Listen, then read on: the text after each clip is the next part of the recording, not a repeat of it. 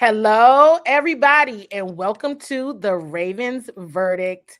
I am your host, Candi Waller, and I'm joined here by Darrell Owens. You all know us from Bowie TV.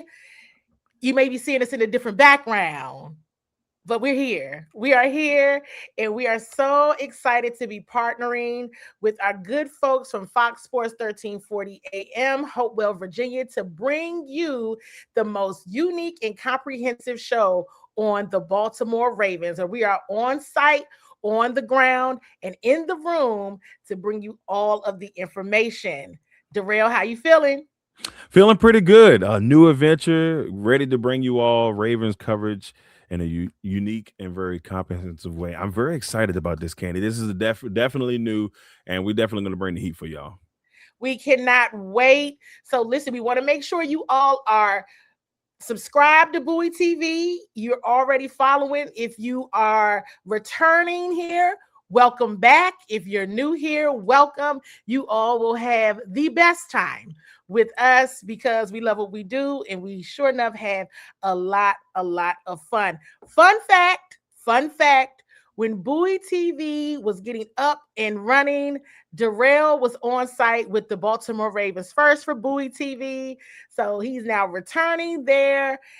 You know, I'm everywhere, but as is Darrell, but they love Darrell over there. So we cannot wait to get into some of these hot topics. So before we might as well do what? Say that court is now in session. So we may Yeah. as well get started. The docket is full. And the docket will absolutely be full each and every single week. We'll try to get into as many topics as we can. We have a lot of fun topics. Of course, we got to dive into schedule conversation. We got to talk about the draft picks. We have to talk about all the things to lead us up to present day. So let's go ahead and get into some of the opening topics right now before we get into our opening statements. Our first case. What is the most intriguing Ravens storyline right now? So, what we'll do, you all, is Darrell will share his opening statement. I will share mine. We will have deliberations. We will do a closing statement on the topic, and then the verdict will be in, and we will go ahead and decide what we feel like is the truth or our interpretation of that based on the question. So Darrell's a lot going on in Baltimore, Maryland with the Baltimore Ravens this off season and now into OTAs.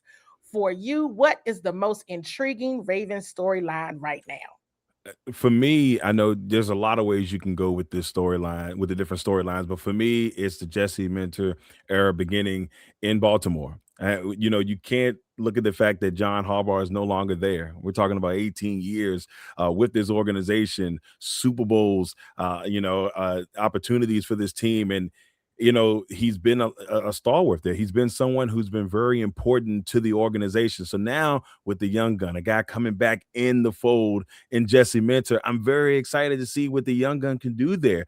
Is he going to be able to translate to the culture and really, bring it to a new level? Obviously, he was an assistant there a couple years back, but will he be able to bring it where it needs to be? So for me, it's the Jesse Minter era, and will these players be able to step up to his style of play?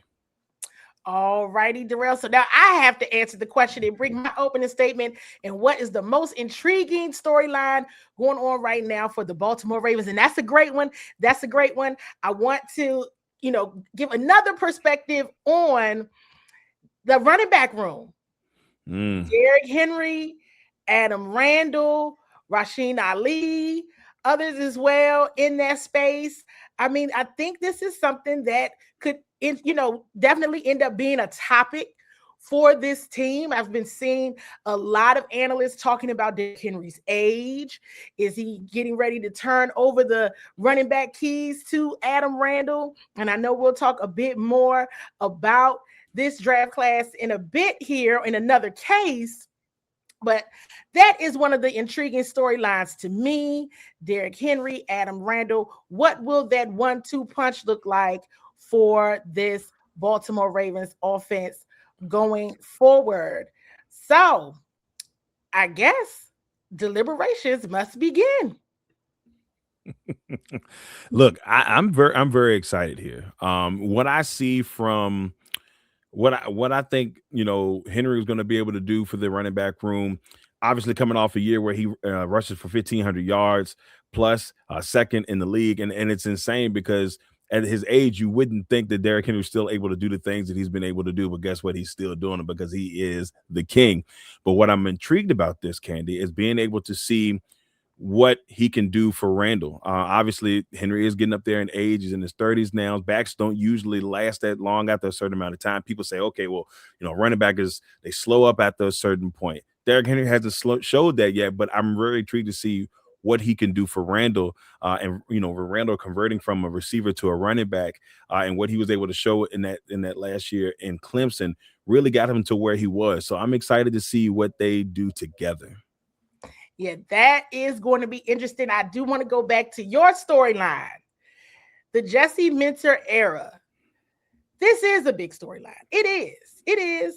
And it has continued to come up, the culture, right? And it's like the culture is pretty much the same. They're working hard. Football is family. They're building all of the camaraderie and doing things kind of the Jesse Minter way. But there's some big shoes to fill here, right? We know, and now in talking to several Raven staffers, there have been people who have been there for 18 years. All they know is John Harbaugh. Even our media colleagues, that's all they know. And so this is different for everybody, right? The fan base as well. So that is definitely one of what can be expected. You hear them talking about it, even the offensive coordinator, everybody's talking about how they want to come out and play. But this is Jesse Minter's house now. This is his football team now. This is going to be interesting to see how this turns out. So we both had some ideas. The Jesse Minter era, the 1-2 punch with Derrick Henry, Adam Randall, just the overall running back room overall. Let's go ahead. Closing arguments for this topic. Closing argument. Which way do you want to go with this, Darrell? You sticking with yours? You going to lean in on mine? Or did something else pop up? Do you say, you know what? I actually have a different thought on this one. And I want to throw that out there in my closing argument. And that's very, very tough for me. My thing is this. There's a couple ways you can go with this. Obviously, Trey Henderson coming into town and being able to improve that pass rush. That's another element. Of course, the monster is with Randall and Henry. But for me, Minter means so much because of the fact that, being able to carry on that Baltimore tradition is going to be extremely important. Now, we both know how this organization runs. They run like a fine-tooth comb, and everything that they do is almost, I won't say to perfection, but they try to tote the line when it comes to perfection. And Minter, who's been there, who knows the culture, I really think him being able to move on and make this a smooth transition from Harbaugh to the Minter era, where people, not that they forget Harbaugh, but they just be like, man, Jesse was the right guy to move the organization along. So for me, I got to stick with that because Coach got a little swag to him. It's a very cool, calm, and collect swag to him if you had a chance to kind of see him. And I think fans are starting to really grow with him and really like him. So I think the biggest thing will be if he can keep that going, keep that energy going, and obviously get the Ravens to the Super Bowl, because that's what they all want. They got close a couple years ago, Candi. We know how close they got. They real close. They're too close. Too close. Too close. We know almost doesn't count, but it's hard not to think, what if? What if? Close. Oh, Too right. close. Too close. There's a lot going on. Right. And yes, compelling indeed. For my closing argument, I think I'm gonna stick with the running backs. I'm gonna stick with Derrick Henry, Adam Randall. Let's see what happens. Overall, the support for Lamar Jackson offensively, which we can go on all day about that, but that most interesting storyline of the vet and the rookie. Interested to see what happens there in this Declan Doyle offense. Already jumping to defense. You know how I am. Offense. All right. So we got to figure it out. the verdict's got to be in though. The verdict's got to be in. Darrell, your storyline was great. Your storyline was great. I feel like that should be. I mean, look, I appreciate that, Candi. I really do. I really do. I mean, the running back situation is definitely is going to be a situation where they, you're going to start to look for the success for Derrick Henry, and Justice Hill's back there, so I don't want to not forget about Justice Hill. He's done some really good things there. They drafted Rashid Ali a couple of years ago, and they've got those guys there. So it is a big storyline because if Henry, and we don't want him to go down, if Henry does go down, you want to have somebody that can come in and do some really good stuff. And I think, with Randall's size and everything, they're hoping that they can kind of get maybe a Henry twin or Henry clone, I should say, in Randall. But I guess we'll see how that plays out. All righty, you guys. Well, drop in the comments what you think is the most intriguing Ravens storyline right now. We know it's just May. But there's still some very interesting. It's so early. It's so early, but it's a lot going on. So absolutely 100%. Got our first verdict then. Woo! Got our first verdict. I'm gonna have to give me a gavel, Candi. I'll be up in there like that's it. You have to get a gavel. I gotta get a gavel, man. I gotta give me a gavel. So the next case on the docket, this goes back to the draft, right? Did Baltimore draft finishers? Did they draft guys that know how to finish? All right. I mean, we could go ahead and let's just keep this order going. Let's keep this order going. Darrell, your opening statement. Did Baltimore Ravens draft finishers? How are you feeling about this draft class? I feel really good about this draft class. At first, maybe I didn't give it the love that it probably deserved, even though I was there on the ground, for draft day, and at least on that second day, getting a chance to kind of see how everybody was feeling, and everybody's feeling pretty good about Vega coming in and being this monster, and you could just see the energy in the room when they knew that they had their guard for the future. A lot of people say, "Oh, you don't draft guard in the first round." Well, guess what? They got a mauler. A lot of people are excited about this mauler. So you get a guy who can finish, who does not, their sacks don't happen with this young man. Like he protects his quarterback to the T. And if you're Lamar Jackson, you got to be smiling from ear to ear. But another young man that I'm very excited about in this class, and he's got a little bit of a spunk, and that's Zion Young. When we were in the draft room, we had a chance, or we were in there on draft day, and we had a chance to kind of listen to him and have his post-draft interview after he got selected. You can see the energy. He had the media people just giddy, and just the way he kind of, brought himself out. You can tell that he's going to have good energy on that defense, and we know that he can close. He's done it in multiple occasions on the college field. So I'm excited to see what Zion Young brings to the table, and of course the receivers. Everybody excited about Surratt and of course Lane. So yeah, they did a really good job, really good job with this draft, and I think they drafted some guys later on with Benny and Randall as well that are going to do some really good things. Absolutely. Hey, my opening statement is very similar to yours. Like, okay, all right. And hey, listen, we all know that the Baltimore Ravens are an organization that does evaluations very well. Very well. But this goes back to, and they still, of course, have some of the, the scout team and all of that, in the transition. There's many of them are still there, but you still kind of say, is this going to be different? How much different is this going to be with Coach Mentor at the helm? But they still just kept to their mantra of playing like a Raven. So when we talk about finishing, these are guys that are going to play through the whistle. You're not going to see these guys giving up on plays, stopping at routes. You're going to see them finish. You're going to see, runs after catch. You're going to see that. You're going to see players that are going to be able to take a hit and keep it going. And this is exciting.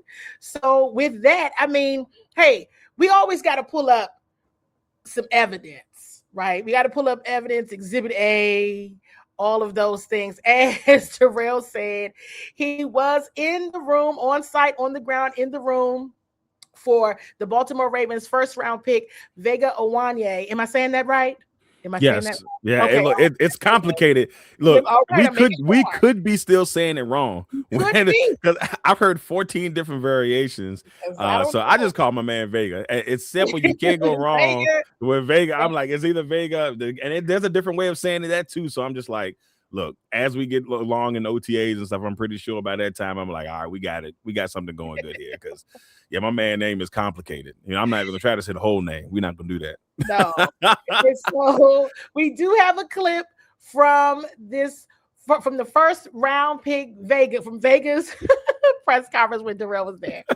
Your relationship already that you're starting to build with Coach Ledford, and I know he was working you out at your pro day, and kind of how that all went with him.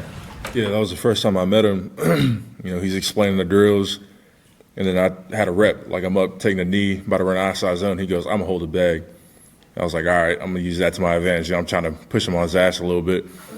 And then after the entire, we're done with pro day, he comes up, he's like, you almost put me on my ass. I was like, trying to play it off like I didn't know I was trying to do that. So, but, that's my guy. It's just how the game works, so. Man's got a sense of humor. I love it. I think that was the biggest thing for me, Candi. Like, some of these players that they drafted have great sense of humor. We've seen Lane and his energy and what people have just been like exploding about Lane.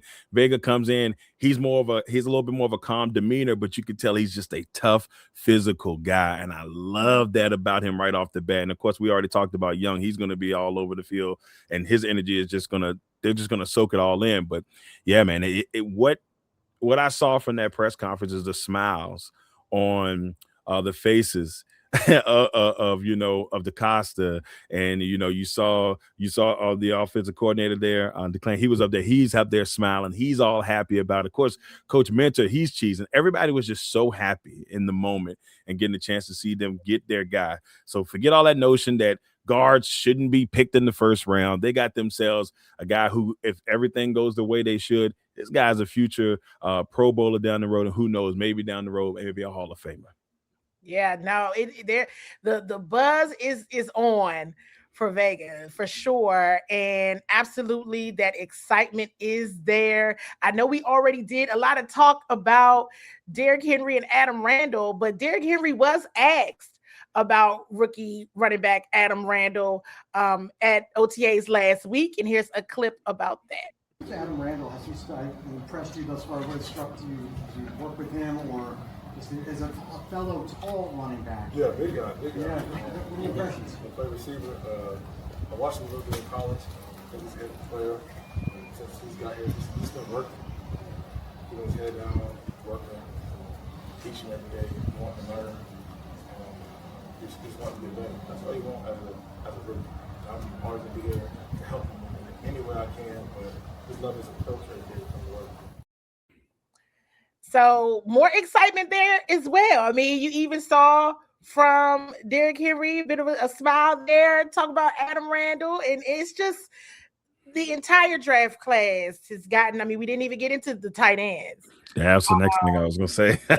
Let you take that one, Darrell. Yeah, well, what I like about the tight ends, look, they lost, two good tight ends, Charlie Kohler, who's out there with the Chargers now. You lose likely to the Giants, which is going to take a little bit of use getting to me. And Candi talked about this a couple of weeks, so he just doesn't look. He looks different in that Giants blue. Some don't feel right, but what I like was that what they did was they got guys to replace them that do what those guys do well. Hibner is going to come in and be what Likely was to an extent. And then you're going to see Kuvas. I could be destroying that, but Kuvas, he's going to come in. Cuevas. So Cuevas is going to come in and he's going to do what you saw Charlie do. Charlie was in there. He was a blocking tight end. He did a really good things. He did some special team stuff as well. And I think that's what you're going to get from him. So they did a really good job of finding guys who can kind of match it with what they already had. And then see if they can kind of develop those guys. You still got Mark Andrews there, so you got a great mentor, and these guys are not going to be pushed into the threshold of like, oh, I got to start right away, or unless, God forbid, an injury or anything like that. But they're going to be able to kind of jump in and do some good things early. Listen, Darrell, I would say let's do closing arguments, but I feel like the verdict is in. Yeah. Y'all can see Darrell and I, we the judge, the jury, we the people watching, we attorneys, we everything. I think the verdict is already in. The verdict's in. It is. Baltimore absolutely did draft finishers. Like It's an A+ class. There's an A+ class. They did a really good job. Very good. And I think we're all excited to see what they can do going forward. So now on to our next case of it's just I said it a moment ago, which was it's just May. You're like it's super early, but there's still things to glean and observe even in OTAs, right? So it's like, okay, what OTA observations should Ravens fans be paying attention to? So let's go ahead and start with the opening statement. Darrell is on you again. I kind of got two, and it all relates to the draft to an extent.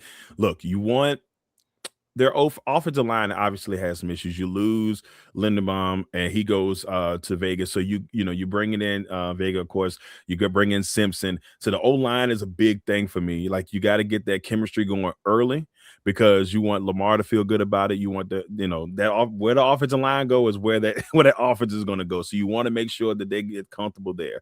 And then the other thing for me is the receiving room.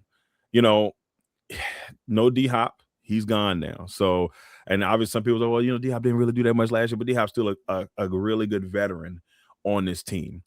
We saw how Flowers had the year that he has, but they still need more. Bateman year was on and off last year. They need guys that can come in and just give solid performances throughout. And so, Lane is starting to get a lot of attention. But I would say watch out for Surratt. There's something about the young man, started his career at JMU, did some really good things there, goes to Indiana, wins a national championship. He led the nation in yards after the catch, if I'm not mistaken. He was one of the top 3 guys in yards after the catch and receiving yards last year. So you got to have that guy. That's the guy that I'm looking forward to seeing the most because I think he's going to be kind of undercover, Candi. And that's who I'm excited about. Okay, that's a good one. That was a good one for sure. My kind of OTA observations, I'm looking at, or my answer would be like the energy on defense. So what is this defense going to do? A defense that has been stacked, but definitely underperformed last year, right? Didn't see all that they could be and what they could have been. And with Anthony Weaver back, right, to your point earlier of the Jesse Minter era and Jesse Minter calling the defensive plays, it's matching that energy of can the Ravens defense quickly get back to a defense that is feared? Can M&T Bank Stadium become a place where opponents do not want to play? Like, oh gosh, because Lamar Jackson and his offense is one thing, but that defense, that's what I'm looking at and wondering if just to see the energy, right? Because we know they're not tackling, it's May. So they're not tackling, they're not doing any of that, but still some of that energy, you see some of that, of course, when you get the pick sixes and all that, or the interceptions in practice, but where's that energy going?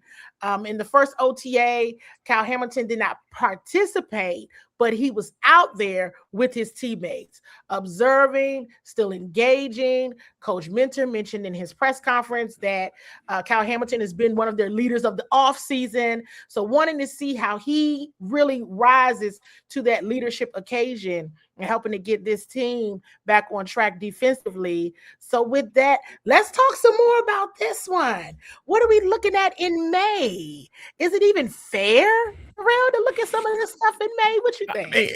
Look, it's football. You're going to look at everything between now and the season. It doesn't even matter. Like, I mean, soon as the Super Bowl ends, you're thinking about, okay, how do we get better? How do we get to where we need to be? My thing about, this defense is how quick will they be able to pick up on the way Minter does things. I mean, we know that Jesse Minter is one of the best defensive coordinators in the league. He did a really good job of disguising his defense. It's hard for quarterbacks to try to figure things out, and that's what I'm excited to see. I'm excited to see if they can translate and they get the feels and everything gets going well, and you can tell that Minter's fingerprint is all over this defense. Of course, Coach Weaver, I don't want to forget about him. Coach Weaver, who's been a guy who for years people looked at as a head coach and still looking for that opportunity at some point.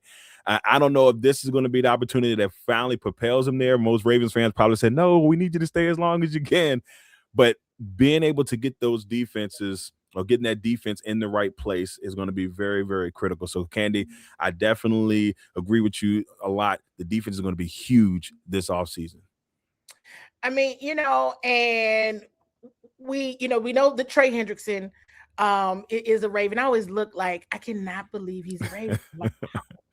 And everybody knows what happened with the Max Crosby trade or all that, but Right. It's still a testament that that's what they were trying to do on their defensive line. They wanted both of those men on their defensive line, and it's like, oh, you did. It wasn't like a one or the other.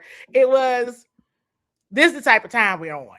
That was my kind of evidence, exhibit A, case like, oh, you all want to be like that on defense. Oh, okay. So, I mean, hey, look, because we still got one more topic and we got to close it out soon. You all drop in the chat what you all think the answer to this question is, or from your perspective. I mean, we could do closing arguments, but this might be another one too in the interest of time where the verdict is in. Darrell, what do you think it is? What's the verdict? I think there's so much to watch because it's OTAs. And so for me, you can pretty much go plenty of places other than obviously quarterback. I mean, a lot of people are not probably concerned about that position per se, but there's a little bit of everything else.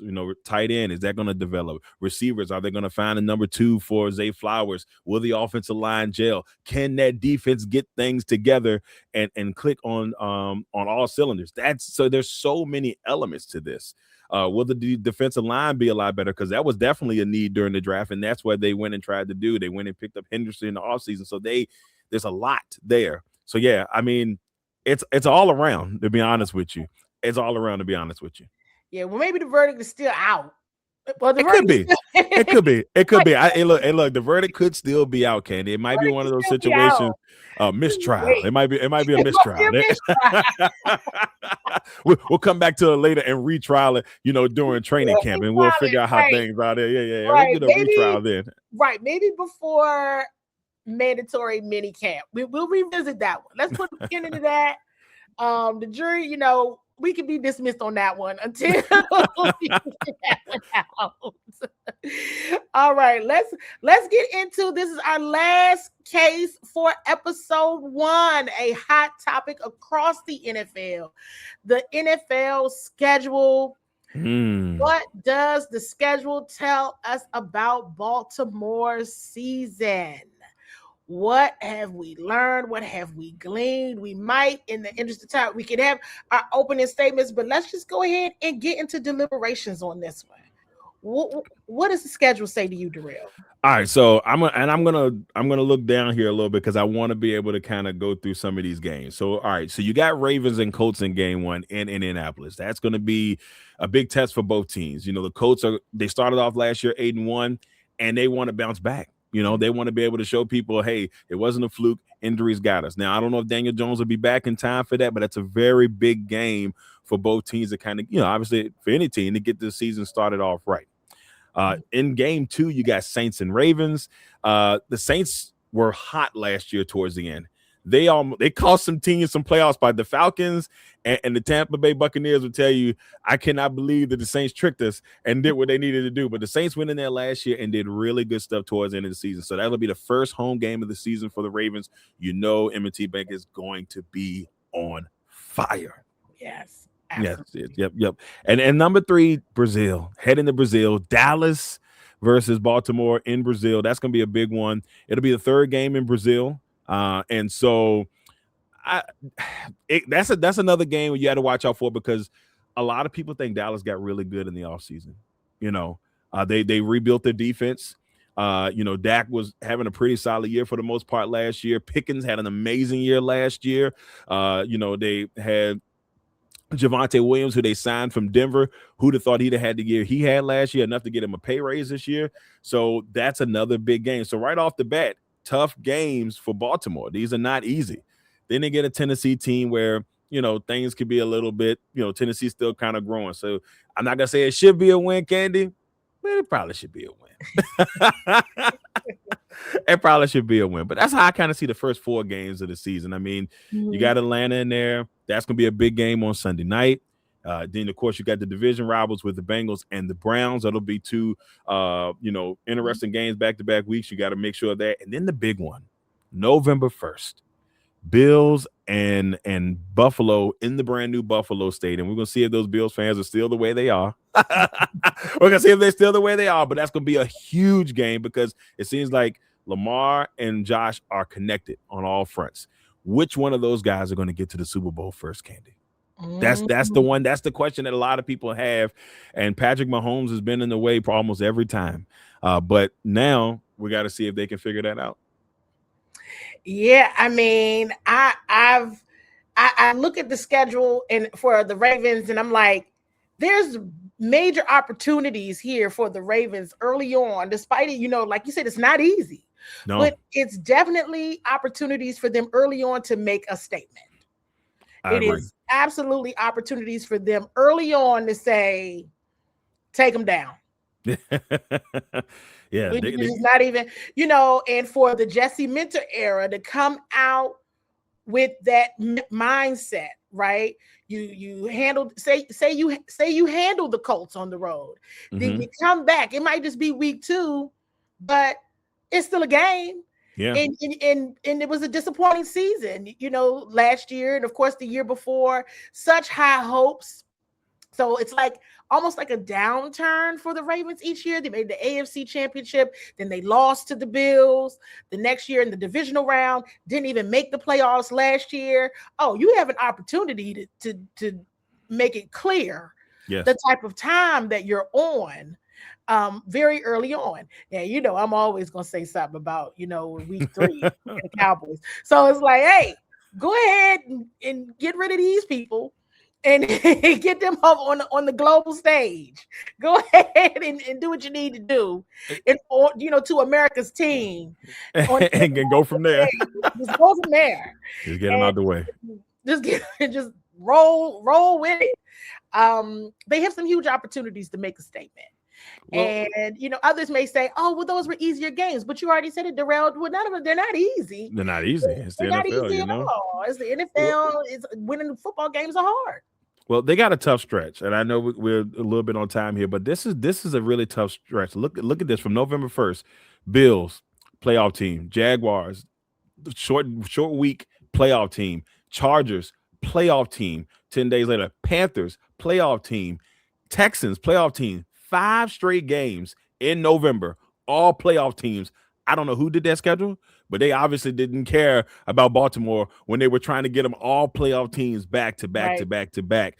December gets a smidge easier, but it doesn't because you got 3 division games and you got the Buccaneers who are going to be a lot better than I think they were last year. They had some struggles with injuries. This is a really tough schedule for Baltimore, a really tough schedule. Right. So let's just jump right to the verdict being in. Darrell, I think the verdict is, what does this schedule say about the Baltimore Ravens? I think it says you have an opportunity here. You have an opportunity to make it clear who you are and what you want to be known for early on, and you got to start out fast so that when you hit that stretch in November, if you can win some, you can lose some. But you still got to stay above the fray going into that stretch right there. Yeah, consistency is going to be big for this team throughout the season. I mean, look, it's going to be a tough schedule. You have the talent to win these games. It's going to be very critical for some of those rookies to step up big time to see if this team can really make that next step. I think they can, but it's going to be a really, really tough job, Candi. It's going to be tough. It's going to be hard. But if anyone can do it, maybe it will be Lamar Jackson and the Baltimore Ravens. Agreed. Agreed. Let's see. Well, you all look, Darrell, we made it. We made it. Episode 1, the Ravens verdict. You all, Bowie TV in partnership with Fox Sports 1340 AM Hopewell, Virginia. I hope you all enjoyed it. We will be checking in because we'll be on site, on the ground, and in the room. We'll have plenty of cases to deliberate on and talk through as we lead up to the season. There's literally never going to be any quiet time. I'm so sure and positive of it. As much as I would like to think there would be, there probably won't be. Listen, Darrell, thank you so much for your expertise. You all make sure you are liking Bowie TV. Make sure you are subscribed. Oh, and follow us on all platforms as well. Bowie TV or Bowie TV Sports, so that you're not missing a beat. Darrell, let the Ravens flock know where to find you specifically for your content. Well, you can find me on Instagram and on Twitter, aka X, at DLO_legacy. So that's DLO_legacy. You can find me on all those. If you want to look me up on Facebook, I know they say that's the old folks app, but you can look me up down on Darrell Owens Senior on there. And of course, make sure y'all also go check out our partners, Fox Sports Radio, Hopewell 1340 and 96.9 in Hopewell, Virginia. So make sure you check them out and follow them on their social media pages as well. Perfect. And you all can just find me on Bowie TV or just Candi Waller. She's everywhere, y'all. She's everywhere. Covering the Beltway. Around the Beltway at this point. So, all righty, you guys. Well, thank you so much for hanging out with us. Stay tuned for more, and we will be back with you all again soon.